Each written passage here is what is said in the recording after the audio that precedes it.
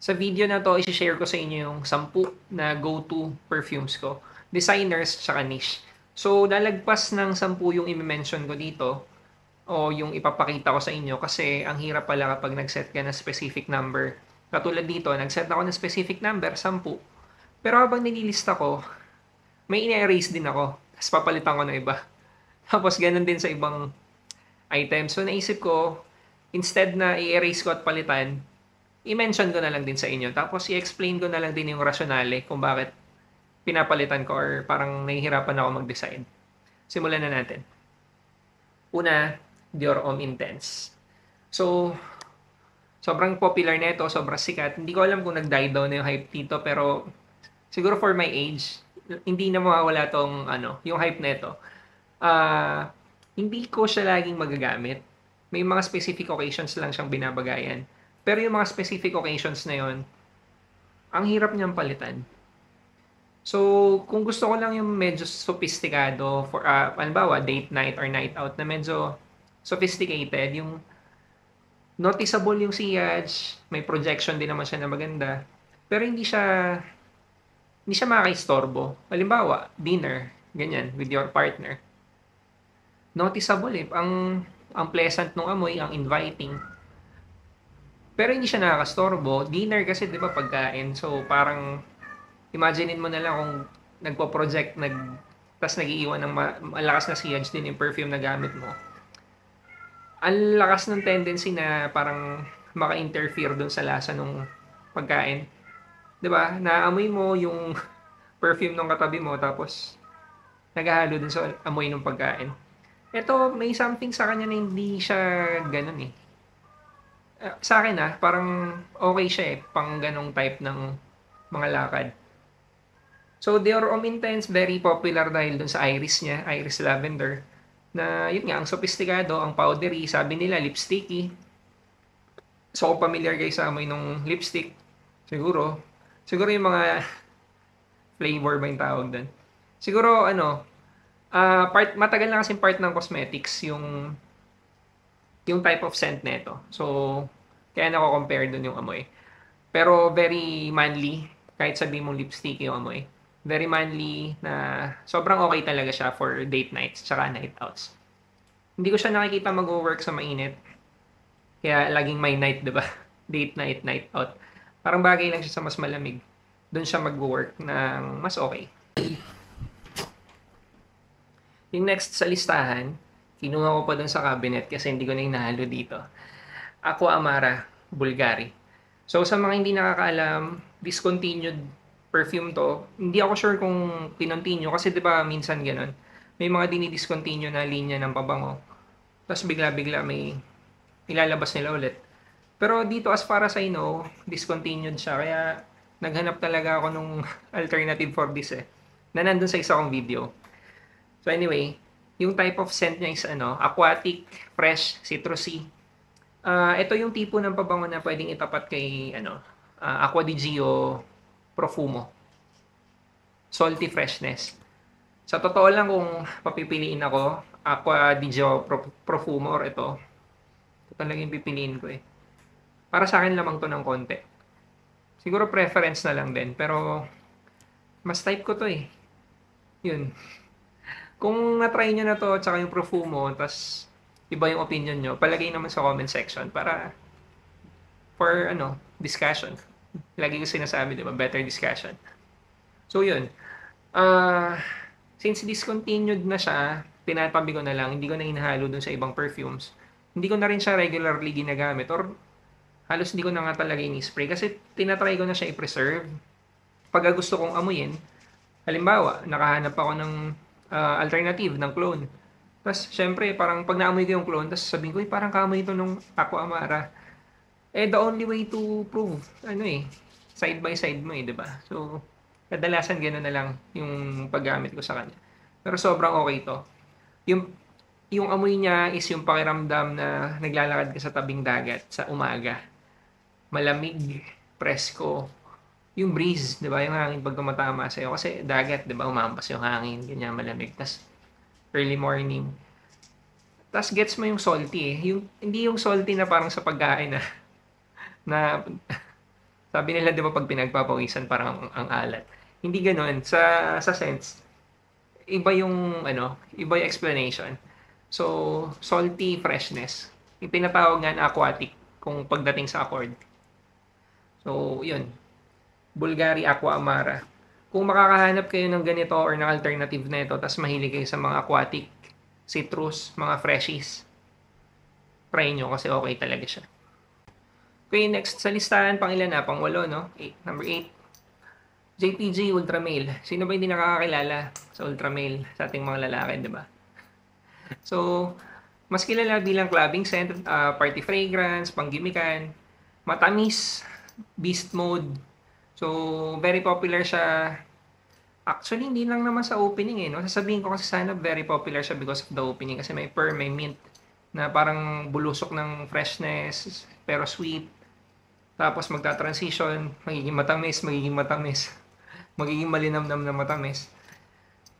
Yung kabuuan ng scent transition niya or yung scent profile niya is ano eh, may tamis, may linamnam, tapos agaw attention talaga. Yung projection niya ang lakas. Yung sillage niya nag-iiwan talaga ng yummy na scent trail.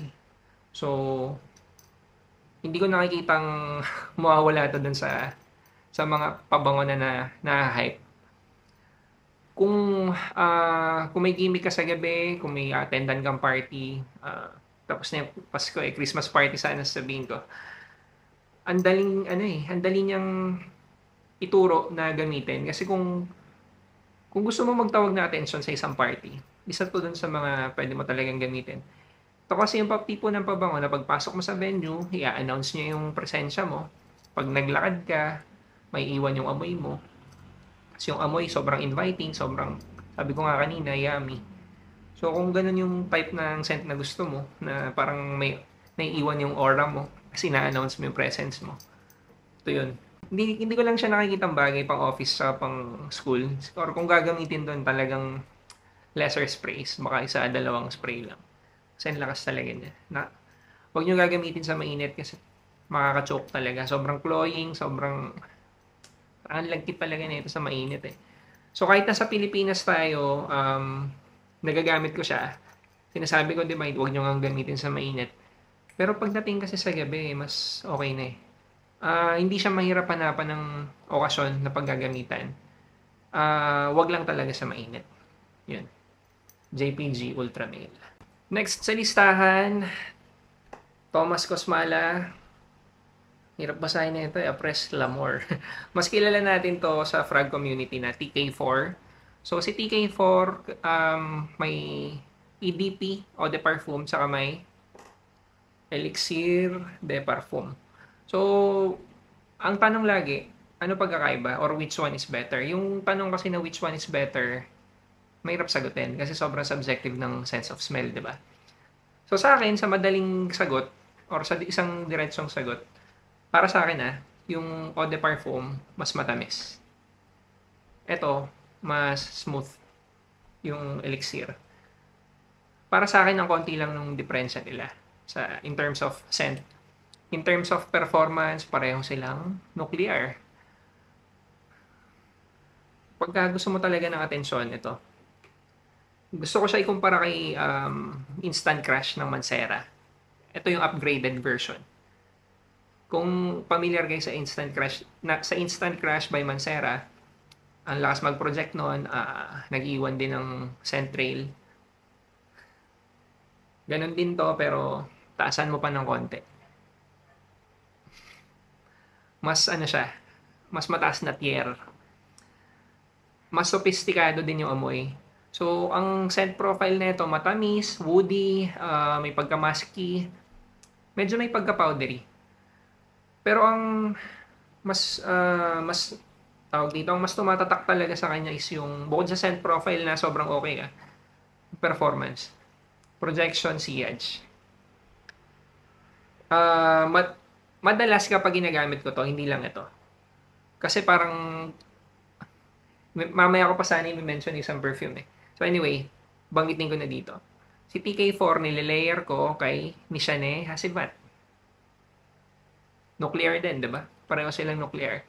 Share ko lang ang experience ko before, nung nasa corporate pa ako, town hall, mga nakapormado, mga naka-polo, hindi ko alam kung nag-necktie pa ako nun, pero may, tawag dito, blazer. Ayun, yun. Formal kami. Ang ganda ng amoy, combination nito tsaka si Hasibat. Eh di ba although si Hasibat, yung ibang tao is hindi gusto yung amoy nun dahil masyado malakas or masyado malakas yung oak moss. Sa akin kasi okay eh. Tapos pag kinumbine ko dito, grabe nagko-complement yung ano, para sa akin yung anlupit ng scent. Tas hindi parang basta lang malakas. Pareho silang sophisticated yung dating para sa akin. Parehong nakakayamanin yung amoy nilang dalawa. Parang ang rich, ang powerful nung scent profile. So, kahit gaano kalaking venue, hindi katulad ng Ultramail Yung si Ultramail, sabi ko nga kanina, ang lakas din mag-project. Nag-iwan din ng matinding scent trail. Sa performance, mas malakas to. Mas malakas yung Asibat. Pero hindi tipong pang party. Parang iba yung atake. Parang mas high-end. So, yun. Kaya, nasa listahan ko pa rin to. So, hindi naman ako masyado maselan kung si Eau de Parfum or ito. Kasi para sa akin, magkalapit lang yung amoy nila. Mas matamis lang si Eau de Parfum. Pero mas preferred ko to kung papipiliin ako na isa lang. Yan. Next sa listahan, ito na yung item na parang pinakamahirap. Versace Pour Homme. So, clean and fresh. Pwede nating sabing pwede nating sabing fresh out of the shower vibe. May sweetness konti. So, ito kasing tipo ng scent ni Versace Pour Homme, bagay talaga sa Pilipinas. Bagay siya sa mainit. Perfect siya for office. Parang ang basic lang. Parang dapat kung pipili ka ng 10. Siguro nga kung pipili ka ng 5 dapat may ganitong type of scent lalo na kung sa Pilipinas tayo na mainit. Pang office, pang school, pwede sa estudyante. Amoy mabait, amoy pogi, amoy simple lang, ganun. Parang good boy kasi ng dating na. White polo ka lang, parang lagi magsisimba, ganun. Sumakisimbok. Ganun yung vibe niya. So sabi ko kanina, ito yung pinakamahirap na item kasi hindi ko nadudukutin, ang laki ng bote. Yung Issey Miyake Pour Homme, yun. Yung Leo DC, ang hirap din banggitin eh. Basta yung Issey Miyake Pour Homme. Pwede ko siya ipalit dito. Same occasions sila. Same yung atake. I mean, may pagkakaiba pero parang magkapareho sila ng vibe. Pwede pang office, pwede pang signature scent, pwede pang anytime. Amoy mabait, amoy ganun din yung dating niya. Yung isa pa na pwede ko ipalit, Nautica Voyage. Yun, ang difference lang ni Nautica Voyage para sa akin, yung Nautica Voyage, yun talaga yung pwede mong gamitin. Tirik na tirik yung araw. Doon siya mas mag-work. Pero yun, si Nautica Voyage, pwede rin pang office, pwede rin pang school. So, nag-decide ako na ito yung piliin kasi ang hirap talaga na decision eh. Pero, basta, siya yung napili ko eh. Pero kahit alin din sa tatlo, Issey Miyake, Nautica Voyage, pwede sa pwedeng replacement na ito. Okay, next sa listahan, hindi ko na nabibilang pero tinignan ko yung coding ko. Top 5 na tayo. Dito sa listahan, ito yung pwedeng hindi kilala or hindi masyado sikat. Mancera, Oud Lemon Mint. I'm not sure kung paano talaga siya basahin kasi may letter A bago yung Oud eh. So ito, hindi ako sigurado kung familiar kayo dito. Ang scent profile niya is para sa akin, very unique. Ang dami nung notes niya eh. Mixture siya ng citruses, may, ano yung tawag doon sa mani? Almond. Mixture ng citruses, may almond, may oud, tapos may sweetness, may combination ng sweetness. From initial hanggang dulo Wala akong may kumpara sa amoy niya scent profile niya Minsan gusto kong sabihin na medyo malapit siya sa Eros, pero hindi talaga Hindi So anyway, very okay yung scent niya for me. Yun lang, unique. Hindi negative yung unique mas more on positive yung sinasabi kong unique yung scent profile niya. Mas bagay gamitin sa mas malamig na panahon, mas bagay gamitin sa gabi. So, bakit ko sinama to dito sa listahan? Ginamit ko siya, very memorable. Nakuha ko to July 2022. Birthday ko yung July. Ito yung ginamit kong birthday scent. Ah, may lunch kami, family lunch. So, yung father ko kasi, tagal ko hindi nakausap yun, simula 2012. 2012. Tapos nakausap ko lang siya ulit 2022. So, yung mga family problems eh. So, siguro isa yun sa mga dahilan kung bakit hindi to mawawala doon sa listahan ko. 'Di ba kapag ayokong gawing madrama eh, pero part ng part ng memory, 'di ba? Yung scent, hindi lang naman siya sa amoy talaga, memories.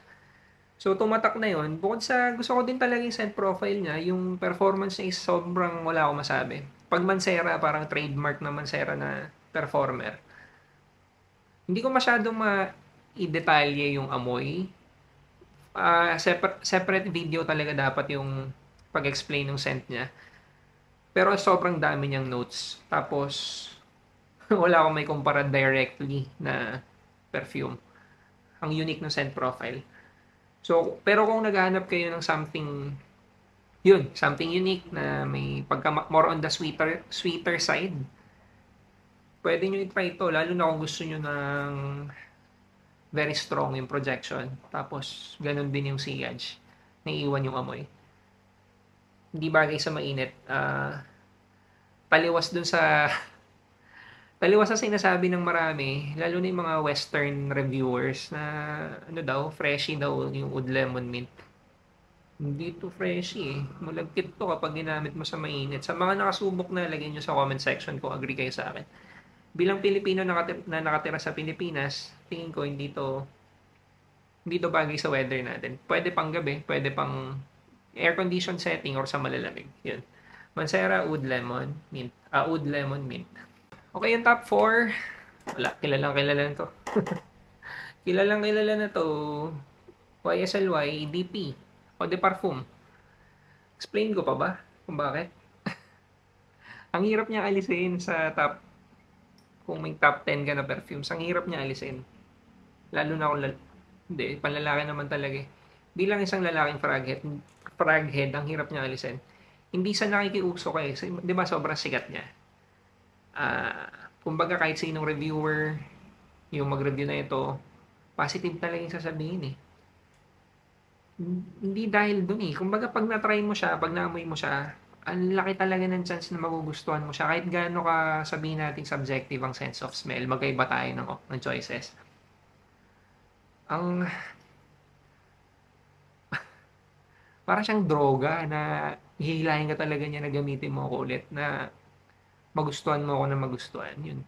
Tsaka kung napanood nyo na iba kong videos dito sa channel, gustong-gusto ng mga babae yung amoy na ito. Kahit nga yung mga clones lang, gustong-gusto nila yung amoy. So, yun. Ang hirap niya alisin sa top 10. Clean and fresh. Fresh out of the shower vibe. Medyo sweet. May konting sweetness siya. Very strong projection. May magandang sillage din na naiiwan. Halos perpektong pabango nga to eh.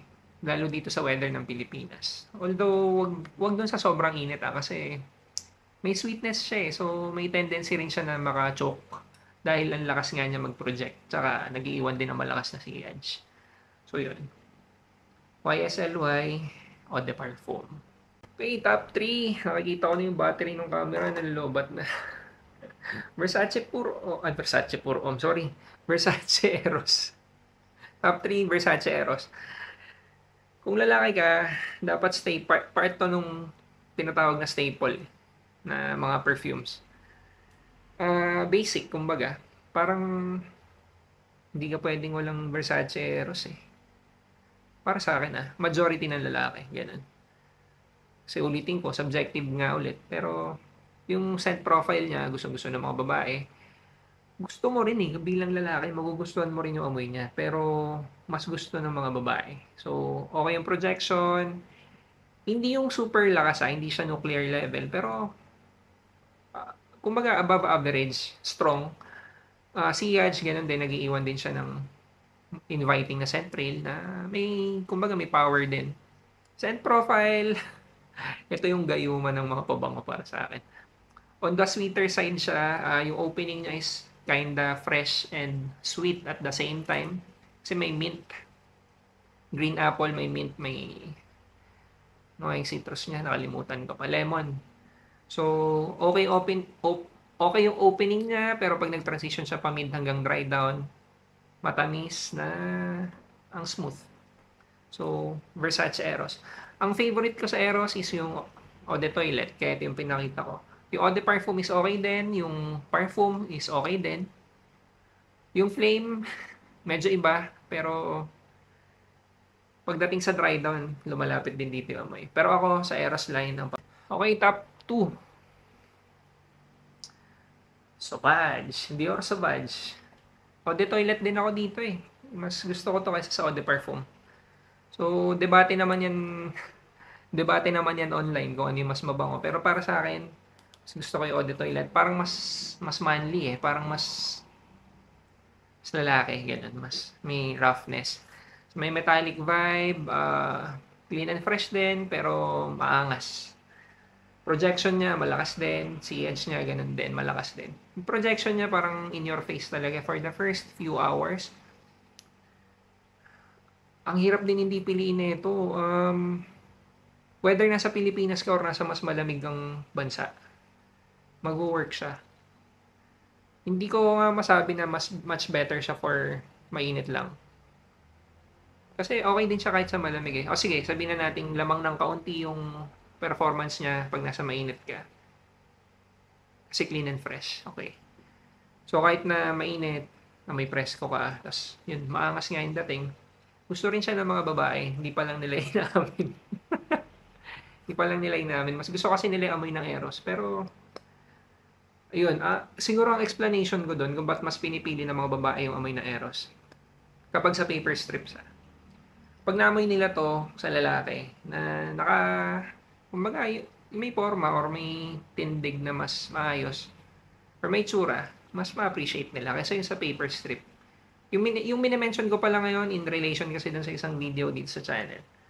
So, yun. Kaya nga mas mataas yung ranking ko na sa Buds kaysa sa Eros. Mas gusto ko to kaysa dun sa Eros. Pareho ko silang gusto, pero sa DNA na ito, champion. Dapat lahat ng lalaki may ganito. So, Buds. Kahit yung mga alternative, okay lang yun. Hindi ko na ikakat. So, yung isang option, sana, Luna Rosa Carbon. Prada.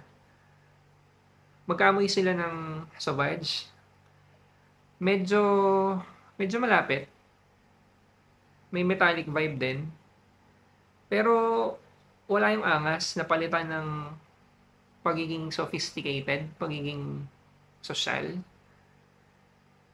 Ito yung social na version ni Sauvage. Social na version ni Sauvage. Ang bango.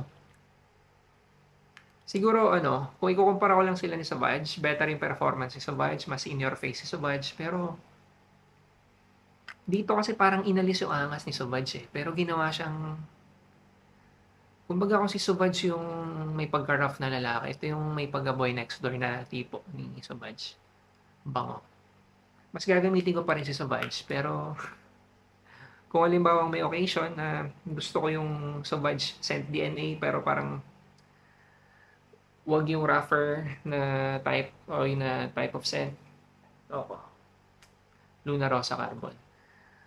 Tsaka i-emphasize ko lang, napansin ko, pag Prada, Luna Rosa na linya, parang lahat sila ang sophisticated. Parang lahat sila ang social, ang yayamanin. Yun. Yung top 1 natin, Mancera, Cedrat, Boyce. Yun.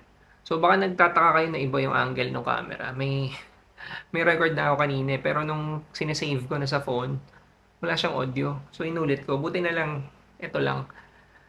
Okay. Cedrat Boyce, fruity, citrus, smoky. Yung pagiging smoky talaga niya yung magic dito eh. Parang Aventus, 'di ba? Although kasi kay Aventus, sabi nila, may batch variations na mukhang totoo naman kasi ang daming nagsasabi. Yung batch variations na sinasabi nila is may fruity, may smoky na batch.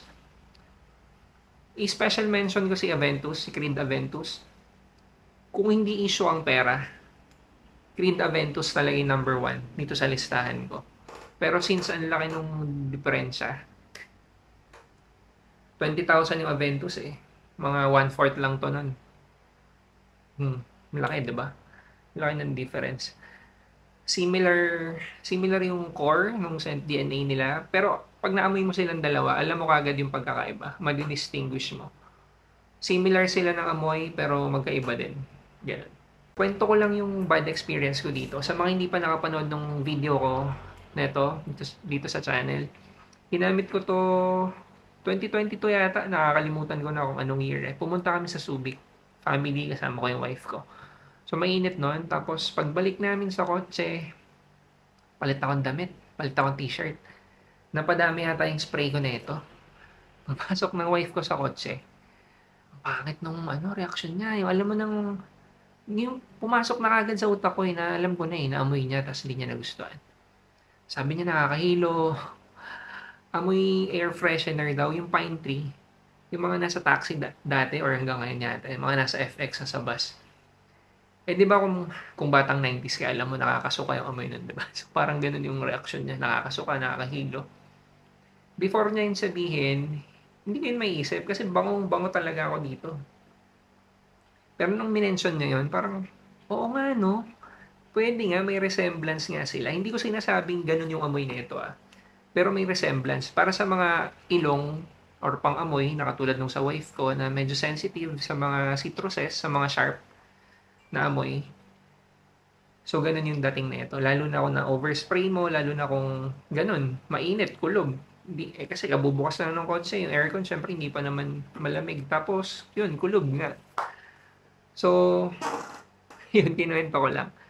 Hindi pangit yung amoy nito or hindi talaga siya nakakahilo. Para sa akin, honest, to lang bias. Pero kung magiging ganun yung scenario na dadamihan mo yung spray, baka hindi maganda.